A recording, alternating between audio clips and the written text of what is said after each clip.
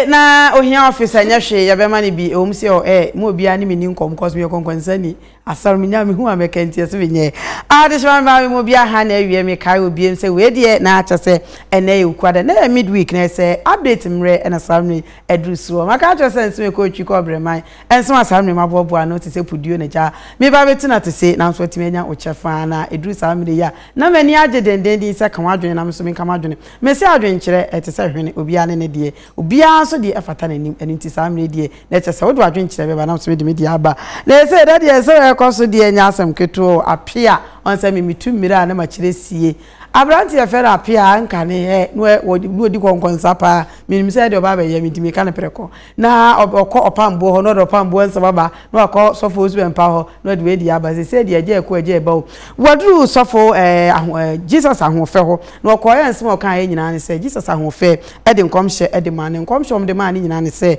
enkrofo be kwa akobo no ne ade nanso oso okọ ebaamu sofo osu be mpa na agrada plane se nkomu mekuno amani mpo no minim se dodo na ate se na wo drive ya wo ko enkrofo ne kromfo oja ye bo na mana no nyina emoja enyina ebaaye no aba bonten e de sa ansem nyina no aba betudwe ne we nsu ye betena se nye di ehu enkomo eye Sam Ajete Fio ya dodo na afre no titi ya na program oye anase na movie wo twa efe no se taxi driver papa e de minim minya koka no aba baka se ma me mokomoko nanso asem ni di kan e wo se wo kan wo se na nse ho na electricity fo baaye o mo so o mo kanya no mfa bill ne mre no mbe no mso de ka 4000 Ghana na otua 4000 no otua wie ye na no kura do masa be 2 meter no so de ka 8000 Ghana cedis de se de na ni brabre no esi woni ECG fo nso no e wo ntokwa de de esi papa no we so ene se ke ye ka de ko bia ka ukuru kura fun wona ka ja ka de ba social media nenzo papa e de ne di abaja se eno ene ye behwe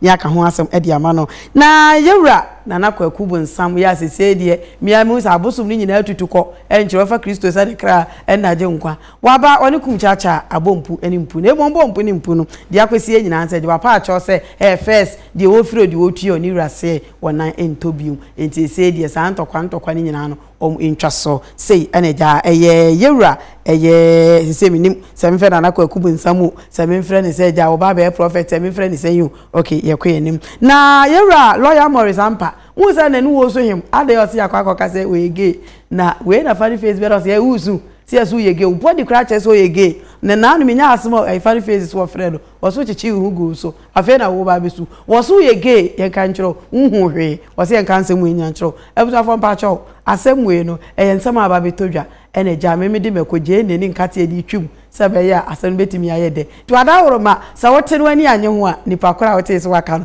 na ja wato na nakodi nko besramo sese mamenwere me hu obi anfase kai ene betwofo mafie ha biu ensem we na ye jembre adaje na awie yede asom mo se de mo akasa mu ni baabi bia wo bia no na medofo eche se awie de enchie mo a na eguso a ye chia baabi a mo bia nso no na ya chia mo na adwara kosi fiada na di se adwumadie no e de ebremu ti baabi a wona ja wa ye krado so sa mere de dru sa dia ne chese ye ba be di enkomo a as enye asem ketwa na sadaka sie na me de maboafo nyina na ask media say men kan kira da say nyina nsa so ani gi say obeye ensem twro adwuma na me LPM ne ya ayera esumiguso asa me hwehwe wani gi say obeye ensem twro ni wadawroma na so ask media no ye bie ya pono na dia to na so aba oba ofeso ene yesu ye beju ti bia wo hye no bo modern na bre kuma se ahojo enhia ye so bia Royal TV wono oba obetime hu ye enkran so ne wa tumota ABC Junction na so yebutu anu ti brai na ye so ye ntetew na fe beye ensem twro ni emapa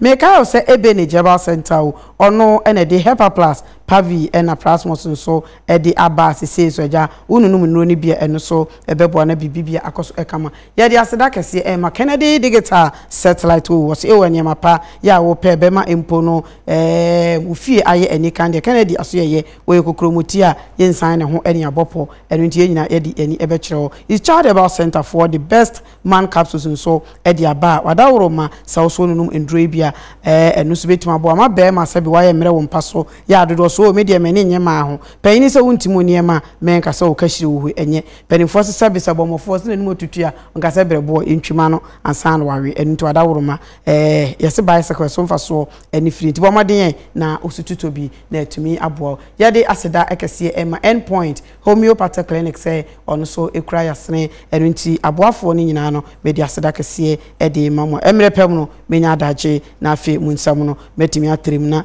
bibi atimi akoso kama ebusanfo medical de asem no na poso ede abremu na ansa na me kaim se dwumede ni twagu e Facebook live RTV GH afi uko YouTube RTV Ghana afi Royal TV ho share subscribe ni nyina e fama ye na bibia enkoso me hye dwumede na se e waja na oba no nkonkuru ni dimu masanfa Kristo se me kran ma je nkwa ya fa funny face die emfa eni kan sade medi kan e kan funny face ani abre den se wi ase yes sabe fontom from you said that any ko ma wo se adabanchi akorem wo de to asante ni ko mu musi mu odudia ene na wo de osemi nkan nyina se wo lawyer ampa wo so time onya asem ofre wo no eno de na acheche wo mpese obepene ni mpo ahwe to osemi nkan chiro se gay no wo hwa esene fata na nsu wa na wo se de ma enteje wada woroma yentie nkomonemra ye ba ya wo de tew na so de aba.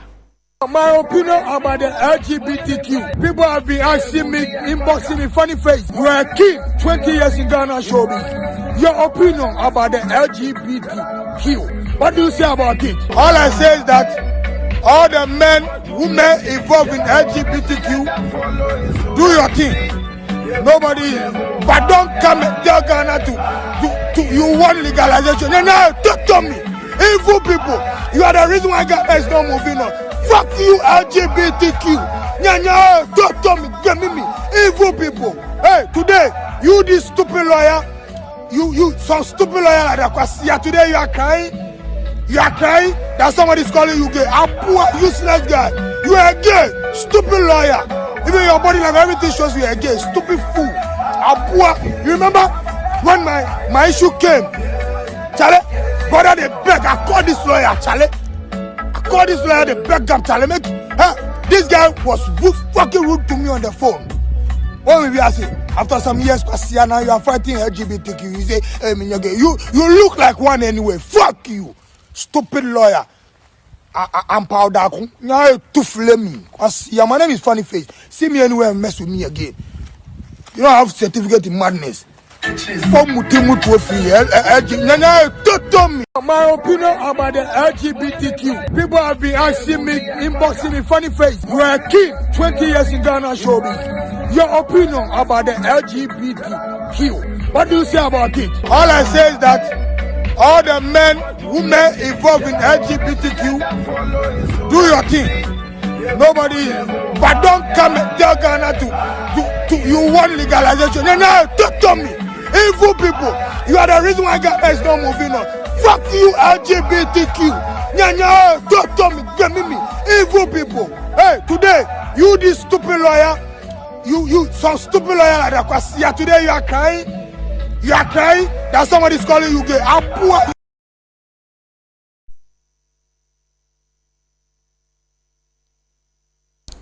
Okay, for say a funny face ni abre edendende ono so ede ababe tudwa wo kire say lawyer yi ene no endini ye emra ono so onya asema na mother. Hello, good afternoon.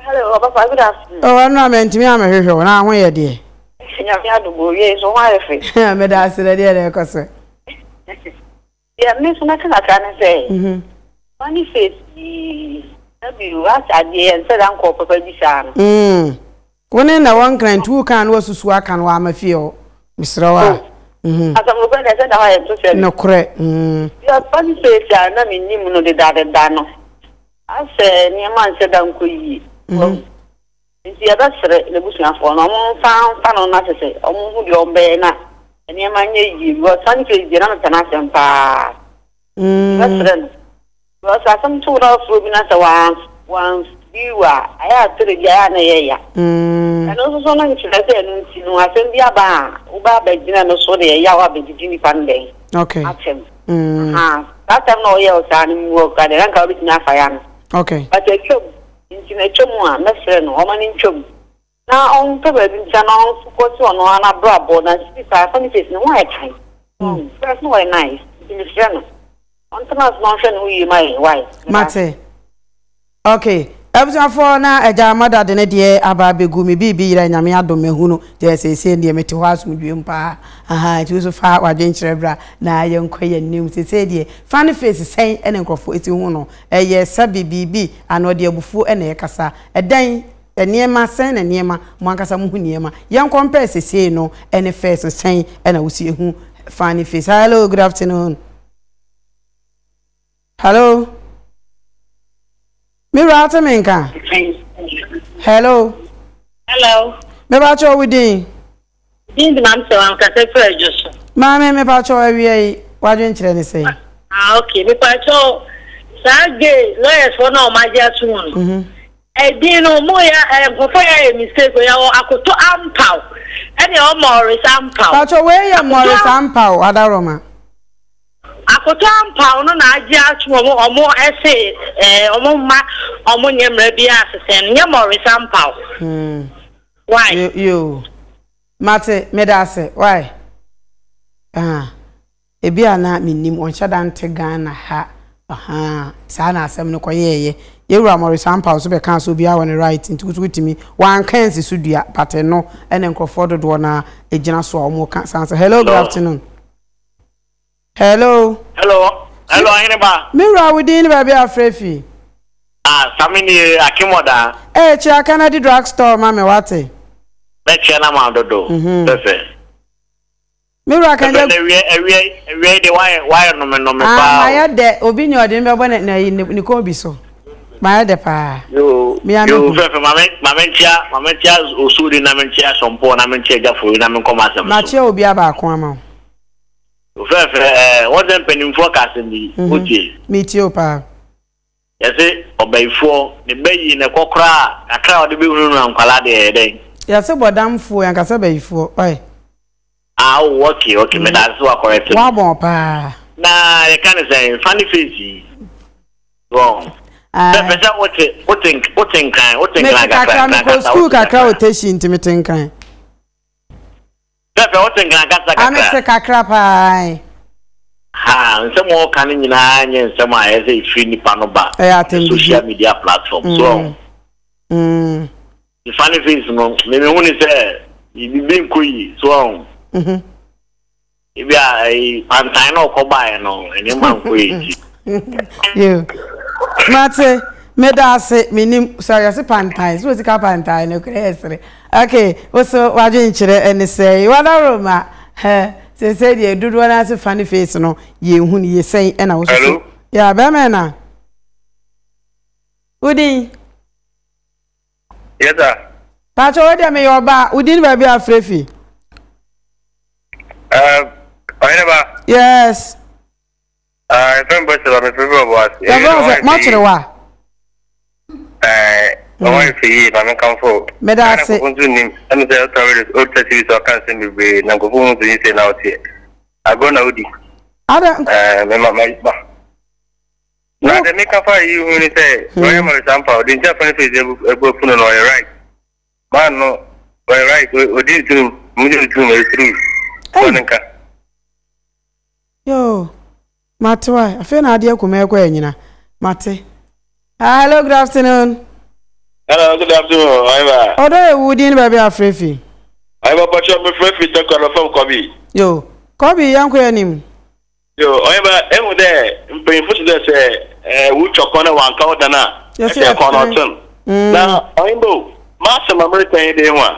Yo, I do away one and yebi. That's the work I want some on phone. But the moment I don't want yen a be not to make a be. The lawyer no yebi. As I say, a lawyer no yebi. Let's say yebi also then there a man Bible cry over there. Yamitia. Let's say I will need impact that the new Akko school baby Akko could do lawyer more. Anything there Obia was in the right. So Obia was right there. Yadama, you go to baby, you go to baby, you go be now so more right. Go to the menu me right. It's my own year necessary the first people Bible on any per what show our Bible into lawyer Ampono. I am very careful. What kind of account do I know? Account?